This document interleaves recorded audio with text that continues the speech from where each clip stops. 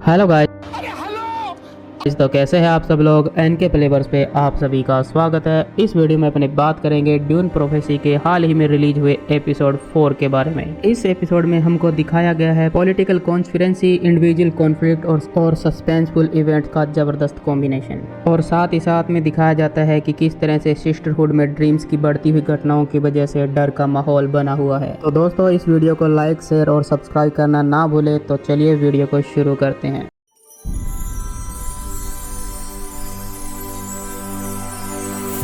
इस एपिसोड की शुरुआत होती है सिस्टर एमेलाइन के ड्रीम से, जो कि प्लेनेट अराकिस पर थंपिंग डिवाइस के पास है और सामने से साई हलूद आ रहा है। और सिस्टर एमेलाइन स्लीप वॉकिंग करती हुई एक झील के किनारे जाके अपना गला काट लेती है। आगे हमको बताया जाता है सिस्टर एमेलाइन का जो गला काटने का ड्रीम होता है वो सिस्टर जेन देख रही होती है। जब सिस्टर जेन का ड्रीम टूटता है तो वो अपने चारों ओर देखती है कि उनकी बाकी सिस्टरहुड के मेंबर्स भी ड्रीम में हैं और वो कुछ न कुछ बड़बड़ा रही होती है। तब हमको आगे बताया जाता है कि सिस्टर जेन के सामने से एक सिस्टर निकलती है और ये सिस्टर उसी झील की तरफ जाती है जहाँ पर सिस्टर एमिलिया ने अपना गला काटा था। तब सिस्टर जेन उस सिस्टर का पीछा करती है और उसी झील के किनारे पहुंच जाती है। तब वो ये देख आश्चर्यचकित हो जाती है क्योंकि वो और कोई नहीं सिस्टर एमिलिया ही होती है। और वहाँ पर सिस्टर एमिलिया गला काटने ही वाली होती है, तभी सिस्टर जेन उसको वहाँ पर बचा लेती है। आगे हमें दिखाया जाता है वालिया अपने अंकल एवगनी हार्कनन और भतीजे हेरो हार्कनन से मिलने के लिए जाती है। अभी प्रेजेंट टाइम में हाउस हार्कनन के बैरन यानी कि लॉर्ड वालिया के अंकल एवगनी है, जो कि काफी रूढ़िवादी विचारों के हैं। तो वालिया अपने भतीजे हेरो हार्कनन को बोलती है कि आप हाउस हार्कनन के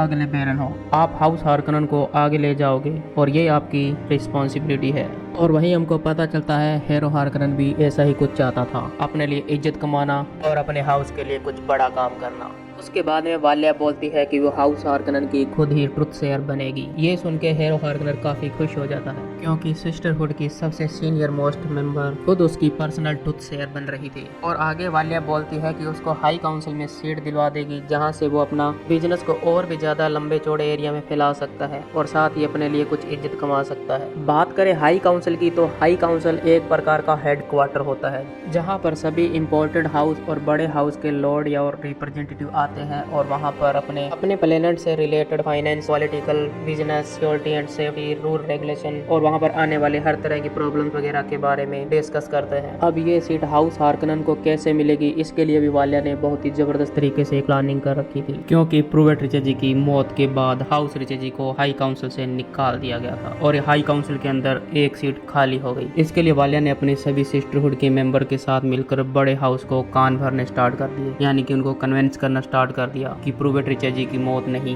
बल्कि उसकी हत्या की गई है और ये एक साजिश थी और इस हत्या का जिम्मेदार कोई और नहीं बल्कि डेसमंड हार्ट है और इसकी जांच होनी चाहिए। प्रूवेट रिचेजी की हत्या की जांच तो बड़े हाउस करवाना चाहते थे पर वो हाउस इंपीरियम के खिलाफ नहीं जाना चाहते थे। और अगर ये जांच में वो हाउस झूठा साबित होता है तो ये सरासर माना जाएगा कि कोरिनो हाउस के खिलाफ वो चैलेंज कर रहे हैं और अगर ऐसा हो जाता है तो उस हाउस को हाउस कोरिनो बर्बाद करके रख देता है जो और ऐसा रिस्क कोई लेना नहीं चाहता था। तब सिस्टरहुड के मेंबर बड़े हाउस वालों को कन्विंस करती है और बताती है कि एक हाउस ऐसा है जो ये रिस्क ले सकता है और प्रूवेट रिचेजी की मौत की जांच की मांग कर सकता है, बट वो हाउस हाई काउंसिल का मेंबर नहीं है और उस हाउस को हाई काउंसिल में सीट कैसे दिलवानी है वो आपको देखना पड़ेगा। और ये हाउस और कोई नहीं बल्कि वालिया का हाउस हार्कनन है। इसके बाद में हमें सेलोसस कैंडस का सीन दिखाया जाता है जहाँ पर कोरिनो एम्परर जेविको, नटालिया, डेसमंड हार्ट और कॉन्स्टेंटाइन दिखाए जाते हैं और वह हाई काउंसिल से रिलेटेड कुछ बातें कर रहे हैं। तभी प्रिंसेस नेज आ जाती है और उसको ये पता चलता है कि उसके होने वाले पति प्रूवेट रिचेजी की हत्या और किसी नहीं बल्कि डेसमंड हार्ट ने की है, तो वो काफी नाराज होकर वहाँ से चली जाती है। और वहीं वालाक 9 पर हमें सिस्टर एमिलिया अपने ड्रीम के बारे में बता रही होती है। उसने अपने ड्रीम में अराकिस प्लेनेट पर रेताई हलूद और 2 ब्लू लाइट देखी जिससे सिस्टरहुड बुरी तरह से डरा हुआ है और इसके साथ ही साथ मदर डरोटिया के बारे में भी पूछती है। तब मदर टूला बताती है कि रकेला की मौत से दुखी होकर डरोटिया ने सुसाइड कर ली थी क्योंकि डरोटिया सुपीरियर मदर रकेला की बेटी थी। अब हमें आगे पता चलता है कि सिस्टर एमिलिया अपनी टूथ शेयर की पावर का यूज मदर टूला पर कर रही थी, तो टूला उसको जाने के लिए कहते हैं। यहाँ पर हमें यह पता चलता है कि सिस्टर एमिलिया मदर डोरोटिया के सिद्धांतों पर चल रही है और डोरोटिया के लेगेसी को आगे कैरी फॉरवर्ड कर रही है। और सिस्टर जेन जाते जाते ये भी बताती है कि ये ड्रीम सभी एकोलाइट्स को आ रहा है, लेकिन उसे इस तरह का कभी कोई ड्रीम नहीं आया है। आगे हमें धोरी नाम का बंदा दिखाया जाता है जो कि एक एक्सियन है, यानी कि ये प्लेनेट IX से है और वहाँ पर अब भी AI बेस्ड मशीनों का यूज हो रहा है और ये इलीगल तरीके से AI बेस्ड टेक्नोलॉजी को बेचते हैं। इस धुरी की मुलाकात केरेन अट्रेइडिस, होरास और सिस्टर मिकाइला के साथ दिखाया जाता है। यहाँ पर ये धुरी नाम का बंदा एक AI बेस्ड ड्रोन को होरास को देता है और ये प्लान बनाते हैं कि किस तरह से हाई काउंसिल के अंदर धमाका करना है। तो साथ में बताता है कि जैसे ही जेबी को हाई काउंसिल के अंदर स्पीच देने आएगा तब अंदर से केरिन द स्वॉर्ड मास्टर कोरिनो पैलेस में से लगी छोटी छोटी जालियां हटा देगा, जिससे ये ड्रोन अंदर आ जाएगा और एक बड़ा सा ब्लास्ट कर देगा, जिससे जहां पर जितने सारे लोग हैं सब के सब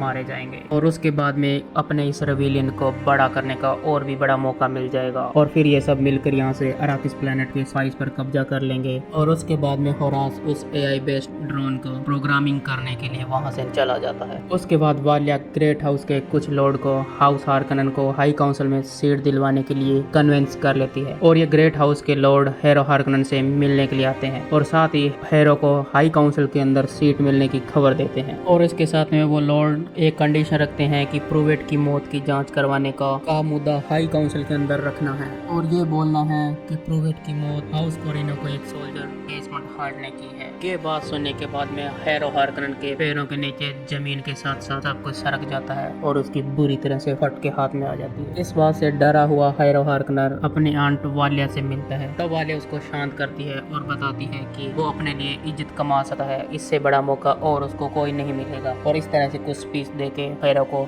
शांत करती है। उसके बाद में हेरो मान जाता है और वहीं वालाक 9 पर टूला उन सभी सिस्टर को बुलाती है जिन्होंने ड्रीम देखा था और उनको स्पाइस का कुछ डेरिवेटिव देने के बाद में उनके ड्रीम के बारे में पूछती है और जो उन्होंने ड्रीम देखा था उनको ड्रॉ करने के लिए बोलती है। तब सारी सिस्टर्स अपने उस ड्रीम्स को ड्रॉ करती है और उसके बाद में अपने को दिखाया जाता है कि जितनी भी जो सिस्टर है जिन्होंने ड्रीम देखा सब एक ही तरह की ड्राइंग कर रही होती है और अपने इस ड्राइंग के अंदर वो साई हलूद, अराकिस प्लेनेट की रेत और वही 2 ब्लू लाइट बनाती है जिसका डर पूरे सिस्टरहुड में फैला हुआ है। इसके बाद में नटालिया डेसमंड से मिलने के लिए आती है और जो कोरिनो पैलेस के ऊपर जो रेबेलियन हो रहा होता है उसमें जितने भी जो लोग शामिल है उनकी एक लिस्ट लेके आती है और वो उस लिस्ट की डिवाइस डेसमंड को दे देती है। उसके बाद में बातों ही बातों में डेसमंड को ये पता चलता है कि प्रूवेट जी की हत्या का रूमर और किसी ने नहीं बल्कि खुद नटालिया ने फैलाया है। उसके बाद में डेसमंड हार्ट जितने भी जो रेबेलियंस है उनको पकड़ने के लिए अपने साथ कुछ सैनिकों को ले जाता है और उनको बोलता है कि जो भी इस AI मशीन का यूज करके दहशत फैला रहे हैं उनको ढूंढ निकालो और ऐसे लोगों को एम्परर कभी भी माफ नहीं करेंगे। उसके बाद में कोरिनो एम्परर जेविको को हाई काउंसिल की मीटिंग में जाते हुए दिखाई जाता है। इस मीटिंग के अंदर जेविको और उसकी वाइफ नटालिया के साथ साथ डेसमंड हार्ट भी जेविको के पास में आ जाता है।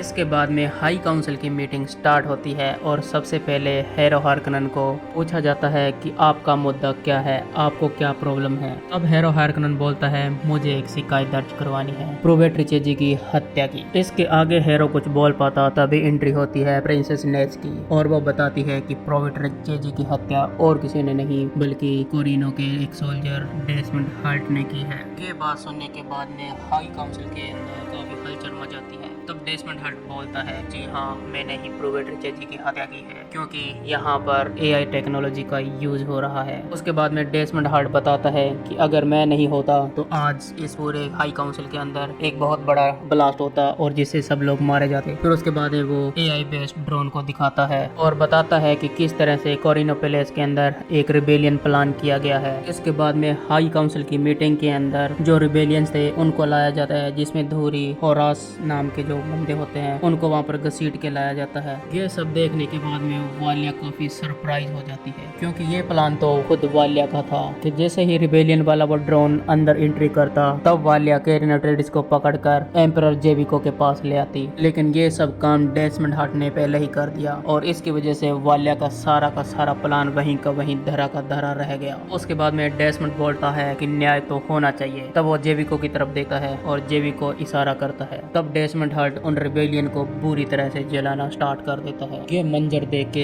हाई काउंसिल के अंदर सबकी फट जाती है। इतनी सारी पावर का यूज करने के बाद में खुद डेसमंड हर्ट भी थोड़ा सा इंजर्ड हो जाता है और वो जाते जाते वालिया हार्कनेस के पास अपना ब्लड के ड्रॉप छोड़ के चला जाता है। और इन ड्रॉप्स को देखने के बाद में वालिया थोड़ी सी सरप्राइज होती है, लेकिन मन ही मन में खुश हो रही होती है क्योंकि अब उसके पास में डेसमंड हर्ट का ब्लड सैंपल आ गया है और इस ब्लड सैंपल का यूज करके वो डेसमंड हर्ट के बारे में सब कुछ पता कर सकती है। अब ये ब्लड डेसमंड हर्ट ने जानबूझ के गिराया है या अपने आप छोड़ गया है, ये तो हमको अगले एपिसोड में ही पता चलेगा। इसके बाद में ये ब्लड सैंपल लेके वो सिस्टर थियोडोसिया से मिलती है और उसको बताती है कि ये सैंपल वालाक 9 पर टूला तक पहुंचा दो और वहां से टूला इस सैंपल की ब्रीडिंग इंडेक्स के जरिए सब कुछ पता कर लेगी कि ये डेसमंड हर्ट कौन है। इसके बाद में हमको वालाक 9 का सीन दिखाया जा रहा है। यहाँ पर सिस्टर एमिलाइन टूला से मिलती है और ये बताती है कि आपने हमसे झूठ बोला है, आपने डोरोटिया को मारा है, आपने और अट्रेडियंस को मारा है, आपने बाकी सभी अट्रेडियंस को मारा है और ये मैं आपका झूठ इम्पीरियम के सामने रखूंगी, तब आपका पूरा पर्दाफाश हो जाएगा।